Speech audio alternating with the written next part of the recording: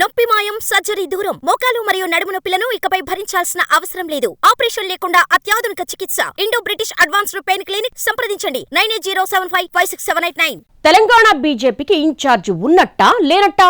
కమలం నేతల్లో ఈ అంశంపై జోరుగా చర్చ నడుస్తోంది. కాషాయ పార్టీ తాజాగా పలు రాష్ట్రాలకు ఇన్ఛార్జీలు నియమించింది. ఆ జాబితాలో తెలంగాణతో సహా మరికొన్ని రాష్ట్రాలు లేవు. పాత ఇన్ఛార్జీలే కొనసాగుతున్నట్టా, లేదంటే కొత్త నేతలు నియమిస్తారా? తెలంగాణలో కమలం పార్టీ అధ్యక్షుడు మారతారని కొంతకాలంగా ప్రచారం జరుగుతోంది. అది ఎప్పుడు కార్యరూపం దాల్చుతుందో నేతలకు స్పష్టం లేదు. ఒకవైపు రాష్ట్ర అధ్యక్షుడి మార్పుపై చర్చ జరుగుతూ ఉండగానే మరోవైపు బీజేపీ కేంద్ర నాయకత్వం రాష్ట్రాల ఇన్ఛార్జీలను మార్చేసింది. అందులో తెలంగాణ లేదు. దీంతో రాష్ట్రాల్లో పాత ఇన్ఛార్జీలే కొనసాగుతారా అన్నది ఆసక్తికరంగా మారింది. దీనిపై పార్టీ నేతలను కార్యకర్తలు ఫోన్లు చేసి ఆరా తీస్తున్నారట.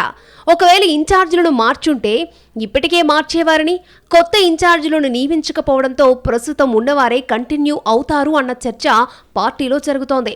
బీజేపీ నాయకత్వం పలు రాష్ట్రాలకు ఇన్ఛార్జీలను నియమించింది. కొన్ని రాష్ట్రాలకు పాతవారినే మళ్లీ నియమించింది. మరికొన్ని రాష్ట్రాల్లో కొత్త వారికి బాధ్యతలు అప్పగించింది. నిన్నటి వరకు తెలంగాణతో పాటు జమ్మూ కాశ్మీర్కు తరుణ్ చుగ్ ఇన్ఛార్జిగా వ్యవహరించారు. అయితే తాజాగా ఆయనకు జమ్మూ కాశ్మీర్, లడఖ్ బాధ్యతలను అప్పగించింది. సునీల్ బన్సల్ను తెలంగాణ, పశ్చిమ బెంగాల్, ఒడిశాకు ఇన్ఛార్జిగా ఉంటే ఆయన్ను ఒడిశా నుంచి తప్పించింది. అక్కడ కొత్త వారిని ఇన్ఛార్జిగా నియమించింది. మధ్యప్రదేశ్ ఇన్ఛార్జిగా ఉన్న మురళీధర్ రావును పార్టీ తప్పించింది. కర్ణాటక ఇన్ఛార్జిగా ఉన్న డీకే అరుణకు మళ్లీ బాధ్యతలు ఇవ్వలేదు.